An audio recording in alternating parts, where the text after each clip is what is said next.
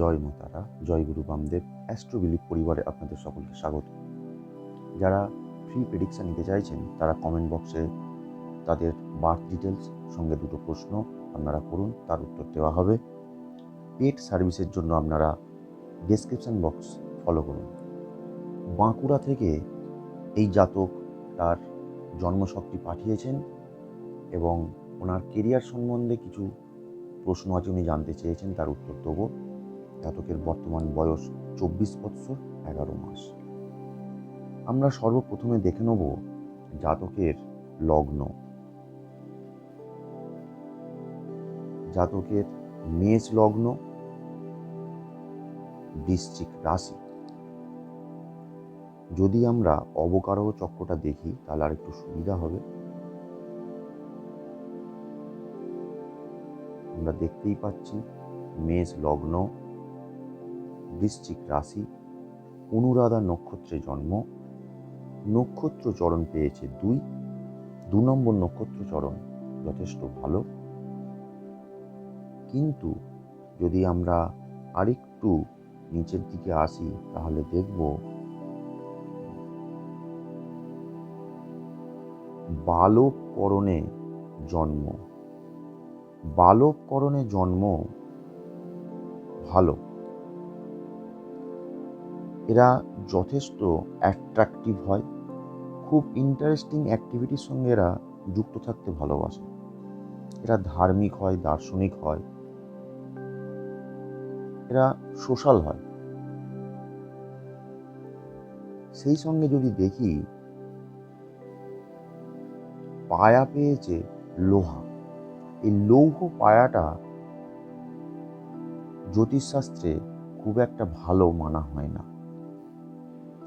এরপর যদি আমরা দশা দেখি তাহলে জাতকের বর্তমান মহাদশা চলছে বুধের এবং অন্তর্দশা চলছে বৃহস্পতি, অর্থাৎ বুধ এবং বৃহস্পতির দশা চলছে, যা এ মাসের 26/8/2024 তারিখে বৃহস্পতির অন্তর্দশা শেষ করে শনির অন্তর্দশায় প্রবেশ করতে চলেছে জাতক, যা 6 মে 2027 সাল পর্যন্ত চলবে। এরপর আমরা জন্মছকে আসি। জন্মছক যদি দেখি তাহলে আমরা আগেই জেনে নিয়েছি যে মেষ লগ্ন, বৃশ্চিক রাশি। এখন জাতকের কর্ম নিয়ে যদি প্রশ্ন করতে হয় তাহলে আমাদের প্রথমেই দেখতে হবে দশম ভাব।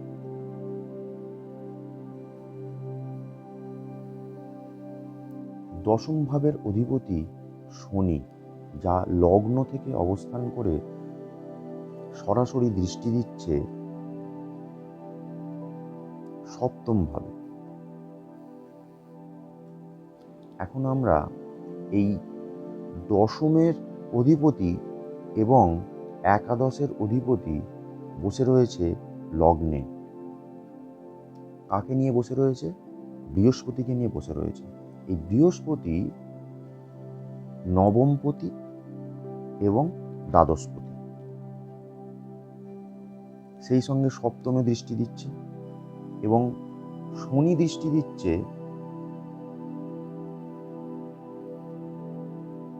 3 নম্বর হাউসে,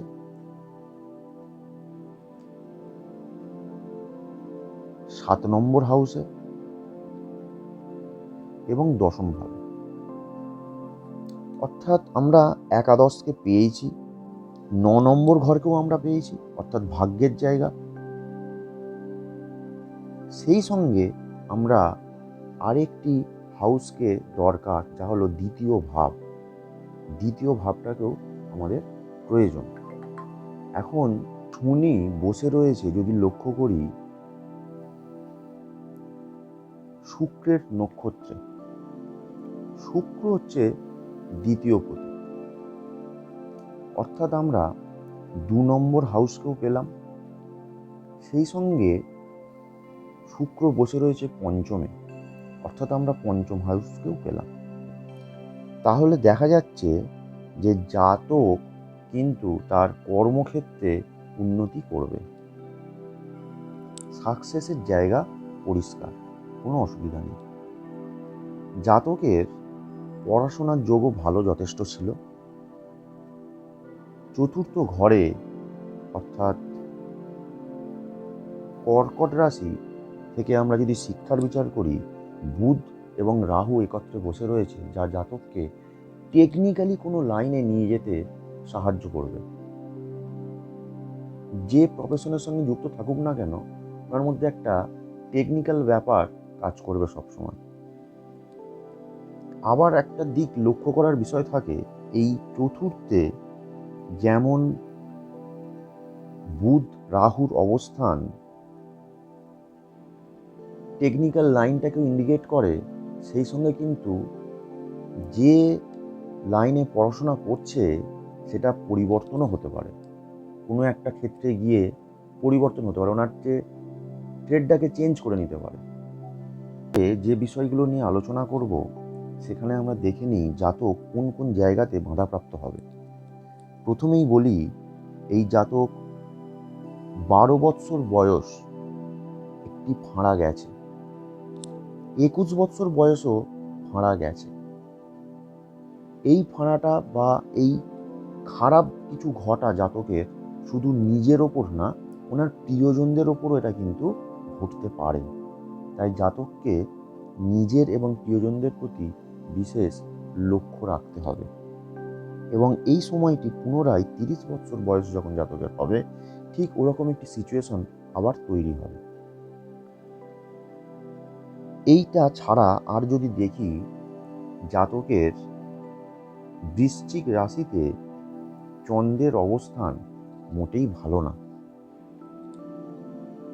এই নিচস্থ চন্দ্র সঙ্গে ট্রানজিটে এই জায়গাটিতে শনির অবস্থান এবং বক্রী অবস্থা, যা ঢাইয়ার চলছে জাতকের, তার ইঙ্গিত দিচ্ছে।